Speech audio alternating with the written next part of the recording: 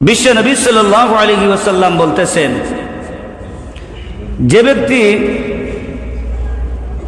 মানুষদের কষ্ট দেখে, বিপদ দেখে, অ্যাক্সিডেন্ট দেখে, ক্যান্সার রোগ দেখে, কঠিন রোগ দেখে এই দোয়াটি পড়বে, মহান আল্লাহ সুবহানাহু ওয়া তাআলা ওই ব্যক্তিকে জীবনে ওই বিপদ দিবেন না, ওই ক্যান্সার রোগ দিবেন না, ওই কঠিন রোগ দিবেন না। ওকা সুবহানাল্লাহ। শুনবেন, দোয়াটি শুনবেন। জীবনে কোনোদিন ওই অ্যাক্সিডেন্ট হবে না, জীবনে কোনোদিন ক্যান্সার রোগ হবে না, জীবনে কোনোদিন কঠিন রোগ হবে না।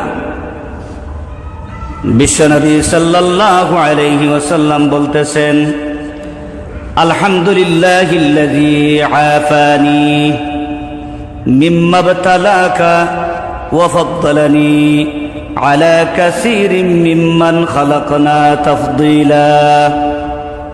আমার সাথে পড়ুন, আলহামদুলিল্লাহিল্লাযী আফানি মিম্মা ইবতালাকা বিহি ওয়া ফাদ্দালানি আলা কাসীরিম মিম্মান খালাকনা তাফদীলা।